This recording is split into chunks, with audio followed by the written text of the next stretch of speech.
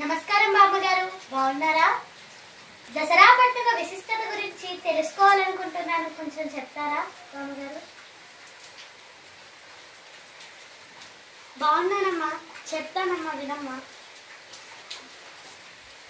మన భారతదేశంలో అతి ప్రాముఖ్యమైన పండుగలలో దసరా పండుగ ఎంతో విశిష్టమైనది.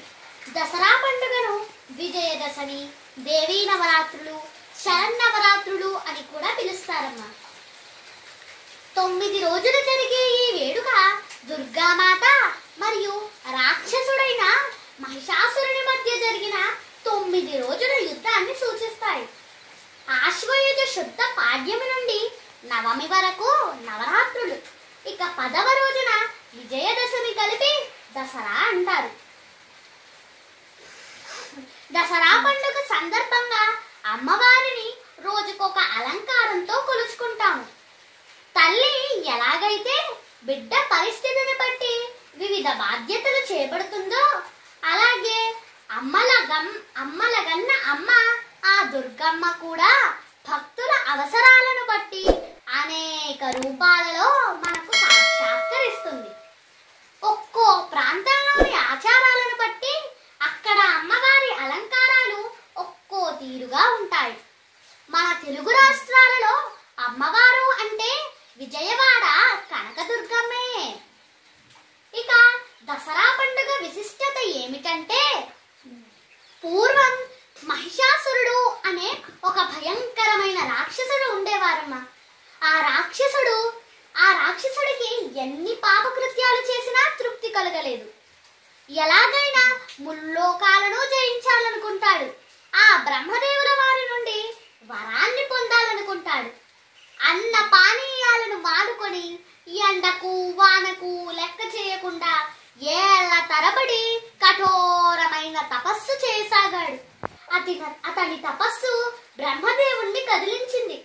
బ్రహ్మదేవుల వారు ఆ మహిషాసురుని యొక్క తపస్సునకు మెచ్చి ఆ మహిషాసురుని వద్దకు వచ్చి ఏదైనా వరం కోరుకోమంటారు.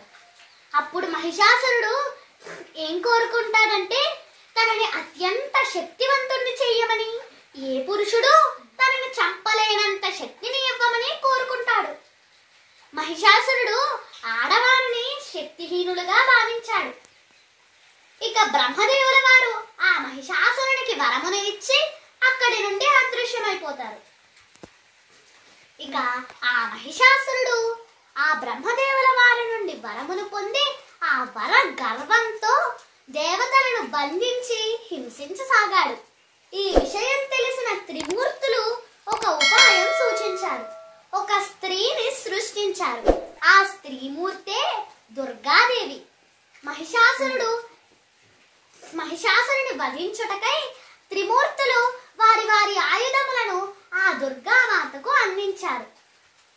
ఆ దుర్గామాత మరింత శక్తివంతురాలు అయ్యి హిమవంతుణ్ణి సింహ వాహనంగా చేసుకుని ఆ మహిషాసురుని మీద యుద్ధాన్ని ప్రకటించింది.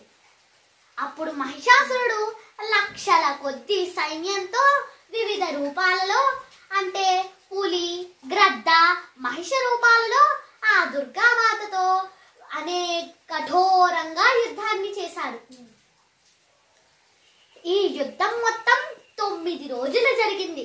ఇక 10వ రోజున మహిషాసురుణ్ణి ఆ దుర్గామాత వధించింది. 9 రోజులు యుద్ధం చేసినందుకు గాను నవరాత్రులు పూజలు చేస్తారు. ఇక 10వ రోజున మహిషాసురుణ్ణి వధించినందుకు విజయదశమి పండుగను జరుపుకుంటారు. చాలా సంతోషం బామ్మగారు.